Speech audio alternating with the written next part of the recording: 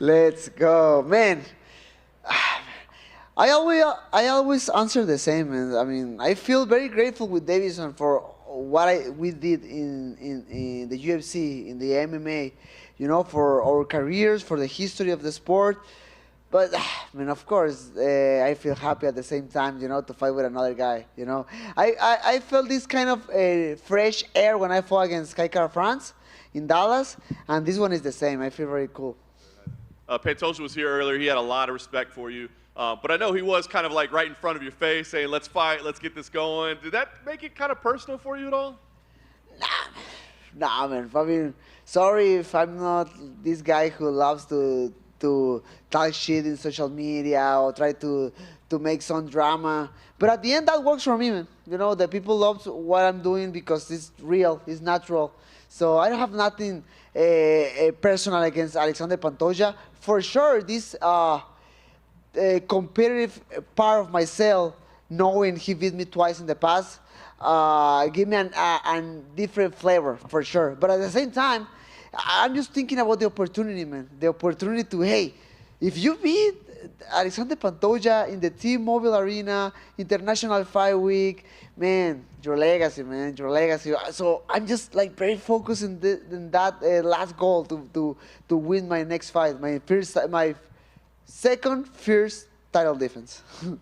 It is interesting, right, the history between you two, that he has beaten you twice. I mean, how much does that impact this? Like, is there like a mental thing there when you get in there or something, about the technique? I mean, how much do those two last fights affect this fight? I mean, I don't know how he's managing this new fight against me, because I've been like watching like a stalker all his interviews and everything, and I can see it, and he say no, but I can feel like he's motivated. Like, hey, I know I beat him, I can do it again. He has this that kind of sensation. I can see it in his face and how he in his body language. For me, it's just that competitive part. Like, man, he beat you, but you need to know you are so different. And I don't like to talk too much about like, oh, I'm a different fighter and whatever, because I don't even need to talk about it. The people can say it. I mean, a lot of fighters say like, oh, I'm a different fighter, I changed too much. But then you watch their fights and it's kind of the same, But my situation, I always put this example, like, it's very similar, for example, with Charles Oliveira. Like, when he came to the UFC, he was a kind of, a good fighter, winning some fights, losing some fights, then getting some bonuses, then loses again. But then he started to win and win and win, and everybody was like, what happened with this guy? Why he's just winning? And then he got the title. He lost against Makhachev, but then he got this amazing victory against Beneil Dariush. So I think it's very hard to find example like that, and I feel I'm that kind of example. I just changed. I'm just different. Talking about the technical part, talking about the mental part, and that's it, man. I just want to show that to the world this Saturday. I don't want to talk too much about it, but man, I'm ready. I'm ready to shine this Saturday. Last thing for me, you had this long chapter with Deiveson Figueiredo, and then you mentioned this one kind of for your legacy to get the. Are there other fights that you see on the horizon for yourself that you need for your legacy or you want for your legacy? Yeah, I mean, man, I'm focused in Pantoja right now. I know I can start to talk and say like, hey, I'm gonna fight with this, with this, but man, I can't disrespect Pantoja right now. And actually, I don't want to say any name right now. I want to be very focused in Pantoja because I know he's motivated, he won my head, and he won my belt. And man, this one is mine. Not this one, but you understand. Brandon, right here. You mentioned, this is the first defense of the second reign. What do you want this one to be different compared to your first time, like both mentally and just how you're trying to perceive yourself as a champion? Yes, I mean, I was talking about this before. I remember my first title defense in Anaheim. Everything changed, talking about, I mean, my media obligations, all the cameras, the interviews. Man, that can be very stressful at the end. I remember myself finishing, I don't know, I remember Tuesday or Wednesday after all the media, I went to my room. I was like, oh man, I'm so exhausted. I mean, I'm done. But then I remember, like, oh, now you need to train and sweat because you need to make weight this Friday. Like, oh my goodness. So I just tried to learn from that. Do you, And yeah. do you feel like in hindsight maybe you weren't quite ready for that and now you are? Yeah, I mean, for sure. I mean, the experience. I mean, I know it. Every single fight, I know what is coming. You know, I speak English, I speak Spanish, so I know every single interview is both languages. For example, I'm just doing examples, and I changed my trainings. For example, and now I train in the morning, and spend all my energy in that training. Then I go for the media, and if sorry, but at the end, if I'm tired, like I mean, if I do a bad interview. And the last fight, I know the transition between camps. You went to Fortis, and it was a little bit chaotic. But now you've had the full proper camp with Safe and everything. Can you just talk about how that relationship is growing and what it's been like to train there? Man, Safe and we made a huge connection almost immediately. So last year, 2022, was came with a lot of drama because I changed my team from Tijuana to Kansas City with James. The people know what happened. Then I needed to find immediately another head coach. Safe came with us, trying to help, and we make that connection immediately, and that works because when we start to work together, we had just like 4 weeks to prepare for Davis and Figueiredo in Rio. So man, we did an amazing time in a short period of time. For this new training camp, I went to Dallas, I went to Fortis MMA, I meet all the guys, everybody were very nice with me, and man, the training camp was insane, was very hard. But I love that because at the same time, we keep this balance between a crazy hard training camp and taking care of my body, getting that recovery you needed at the end of the week. So, man, I'm just excited. I'm just ready to fight. I'm dying right now. I need food. I need some pics or whatever. But just give me that, and after that, just kicking asses sometime this Saturday. Brent, over here. If I had told you when you lost to Alexandre the first time and the Ultimate Fighter that you'd be fighting a third time, but for the UFC title, like years later, what would you have said then? I don't know. Maybe yes, because I was very young. He was having a good moment, and in my mind, when I lost against him, yes. For example, maybe. I'm trying to remember. Maybe the first month was very hard. Like, oh, I don't know. You have these negative thoughts in your mind, like, I don't know if this is for me. I don't know if I want to keep going, blah, blah, blah. You wake up in the morning and you need to go and train. And like, I don't know. I'm not sure if I want to go to train today, But in the moment when I pass all those negative thoughts, I was focused on just keep going. Like, I need to keep going. I need to keep fighting, not just for me. For my wife, for my daughters, for my teammates, for all the people who believe in me.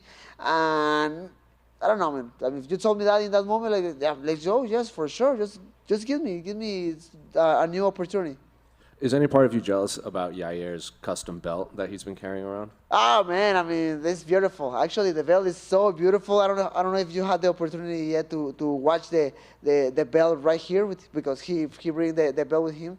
But it's beautiful. It's very nice. Not jealous, but it's just very nice. And then last one for me, Saturday is going to be Robbie Lawler's last fight, and then he's going to retire. I'm curious if you have any favorite memories or favorite fights from his career. Of Robbie? Of course, man. That one with Rory McDonald's, if you are a huge UFC fan, you can't forget that one.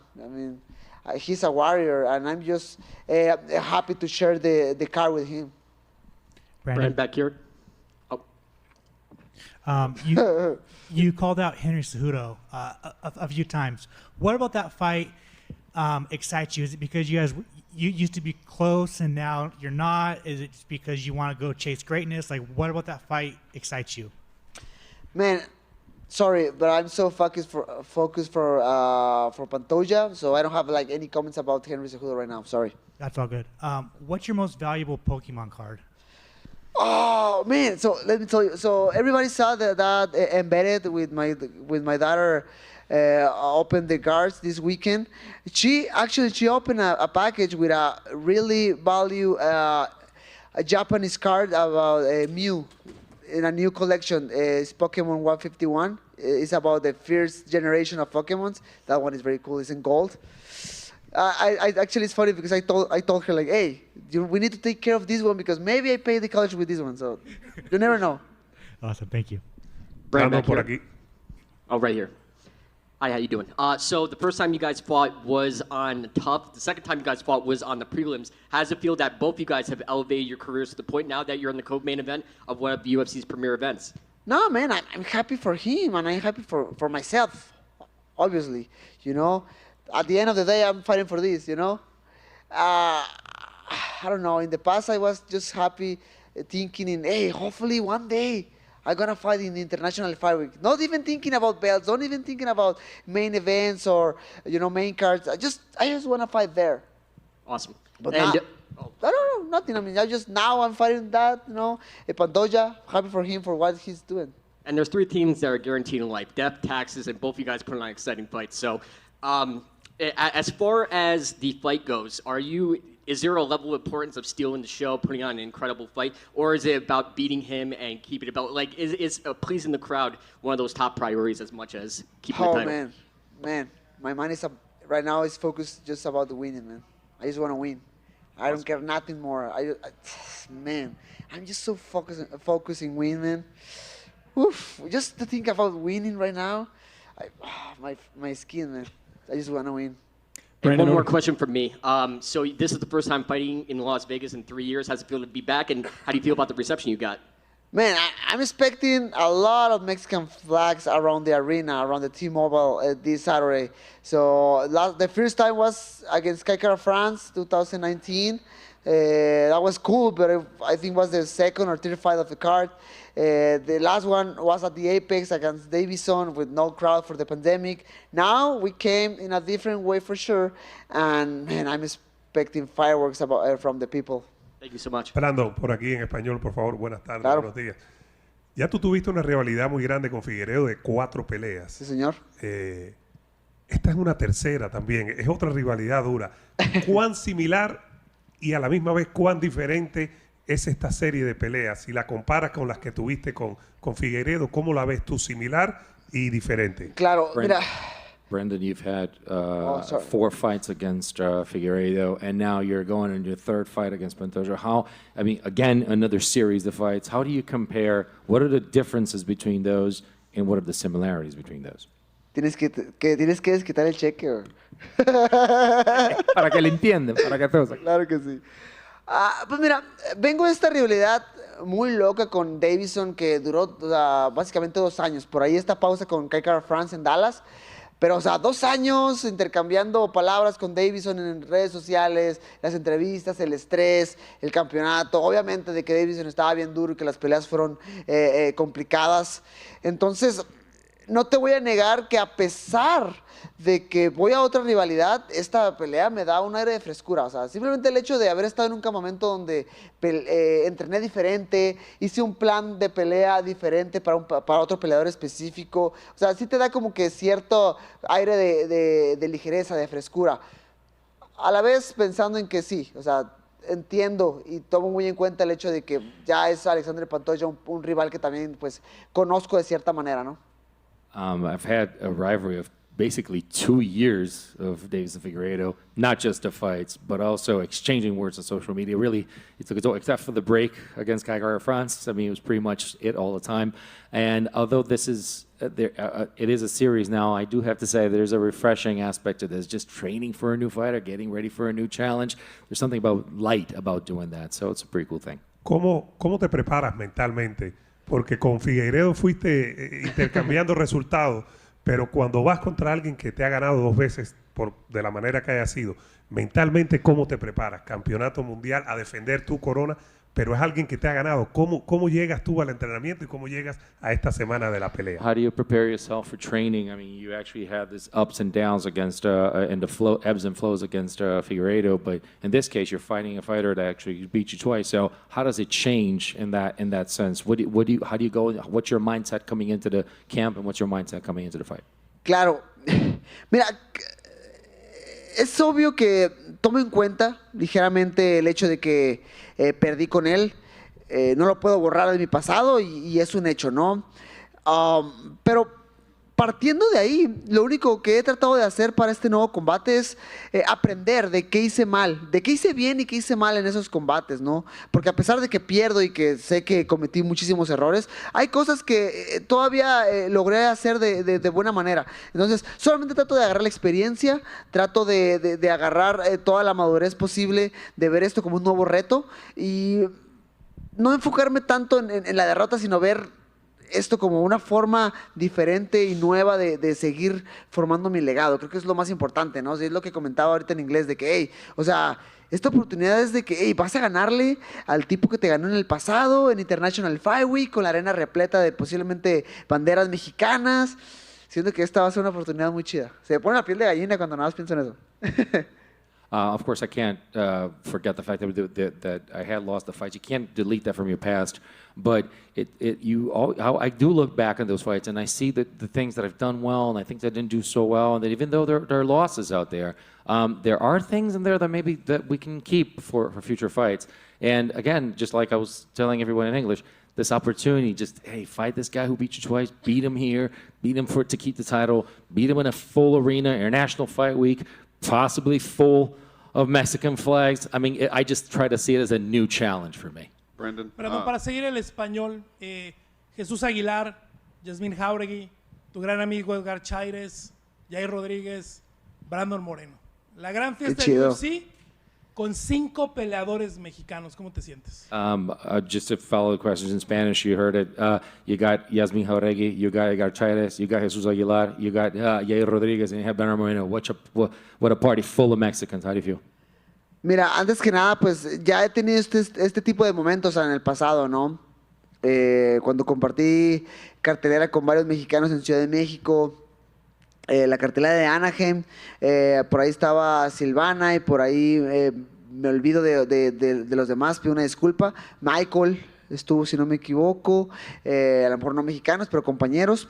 Y esta vez hablando específicamente de México, creo que lo vuelve muy especial. Claro que sí, porque no solamente son personas las cuales comparten bandera conmigo, sino son personas con las cuales he compartido varios momentos a lo largo de mi vida, como lo es con Yasmín, como lo es con Chuy Aguilar y sobre todo con Edgar, ¿no? Edgar que, híjole, lo conozco ya desde muchos años atrás, sé lo duro que ha trabajado para esta oportunidad, sé lo que ha batallado, sé las veces que se ha tropezado y los obstáculos que ha tenido que pasar para llegar hasta aquí. Va a ser una pelea pues complicada para él, es una pelea en corto aviso, contra un Tatsuro Taira que se ha visto muy bien de una manera muy técnica en su paso por la UFC, pero híjole, o sea, yo estoy muy confiado en que le va a ir muy bien. Y hablando ya pues otra vez en general, o sea, Jair peleando por campeonato contra Alexander Volkanovski, yo mismo, Yasmín, Chuy, eso se puso muy chido, la verdad es que se puso muy bien, estoy muy contento por ellos y me siento también muy honrado de que la UFC nos haya dado esta importancia a nosotros los mexicanos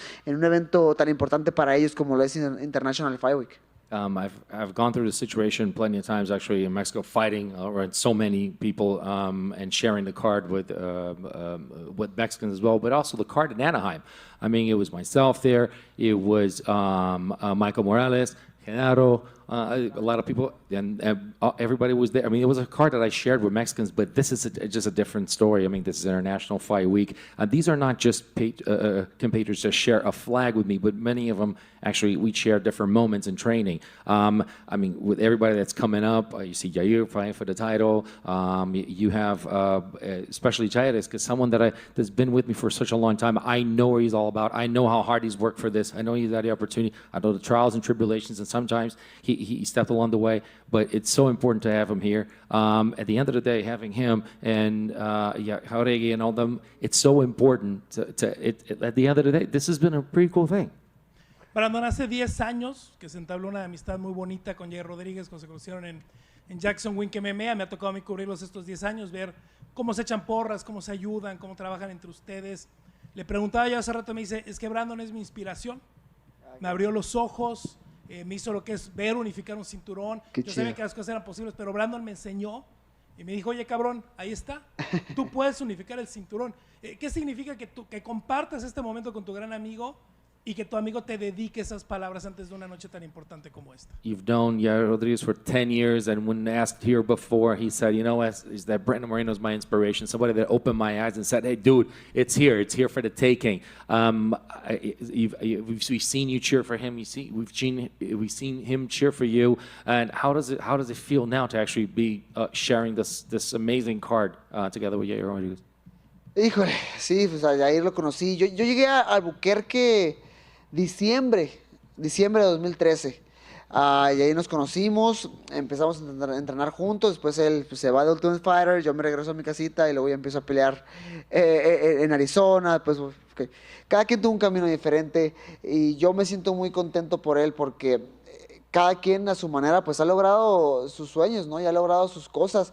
Y todo eso que me comentas y todo eso que Yair dice pues me llena de mucho orgullo y me honra mucho y me hace pues sentir muy feliz, ¿no? Muy contento y estoy bien agradecido por las cosas que dice.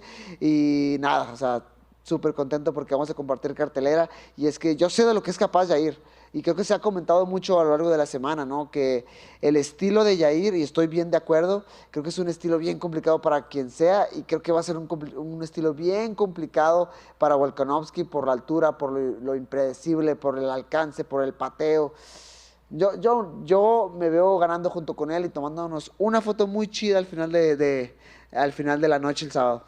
We go way back to December 2013, Albuquerque. Then, you know, life is taking us separate ways. I went to Arizona. Everybody knows about Ultimate Fighter, and it was my turn. So I just, he's the guy who just made things. He's making dreams come true. And the fact that he said those words, it just makes me so happy and also so proud of something like that. And you know, about him, I know the guy. And I know how hard he can be. I know how his reach, I know his power, I know that style that makes it difficult for a lot of other fighters, especially for Volkanovski. And I really want to I can see myself taking a picture on Saturday with him, a picture of us together with belts. Yeah, Brandon, just quick over here. You mentioned being at Fortis MMA. Who did you mainly get to train with over there? Because when you think of that gym, it's a lot of fighters in higher weight classes. We see Marcelo Rojo here. Who else did you get to work with? No, Marcelo is, I don't know, he's not a fight right now. He's going to fight coming soon in July 15th, so he's in shape. He's making weight. But there in Dallas, I had two specific training partners. Nick Piccinini, who is All-American in wrestling. He helped me like a lot. And another one was Ian Eggbrooks, is su apellido? Eggbrooks. I mean, all those guys helped me a lot, gave me a lot of hard sparring sessions. And man, I feel really prepared. Hopefully they will be very cool if they stay here, but they came back to Dallas. But man, I mean, Nick and Ian, those guys helped me a lot for this preparation. Just last one from me. Have you been given any indication who will fight the winner of this? Is it going to be Brandon Royval or Amir Albazi? What do you think sort of will be next for the winner of this fight? I mean, I think Brandon Royval is actually here, you know, for a backup as a backup fighter. So after this fight, yeah, I mean, I'm not even thinking about the future, but yeah, I mean, Royval is there. Brandon, back here to your left. You know, obviously a lot's been made of the fact that you've lost to him twice now, but you're still a betting favorite. You know, what does that mean to you? You know, that at least the odds makers still think you're at least a better fighter. Man, in the past when I was the favorite in the odds, I lost. So that doesn't mean nothing for me, man. I'm trying to never watch nothing about bets, about odds, who's the favorite, who's the underdog, because for me that doesn't matter. Actually, I think that's an extra motivation for Pantoja. Like, oh, I'm the underdog, okay. So I'm taking care of that. Okay, I'm thinking about it, and I'm just trying to win, man. I don't care nothing more. Perfect. And last question. It's not the exact same situation by any means, but obviously back in, I believe, April, we saw Israel Adesanya, you know, beat someone who had beaten him multiple times, and the eruption from the athlete itself in the arena was pretty crazy. Do you see that same situation playing out for you if you win on Saturday night? Man, I mean, in the past, Pantoja, obviously, before to Alexander lost against Alex lost against Adesanya, but Pantoja say, "Oh, I'm his Poitin." Like, maybe yes, maybe he is.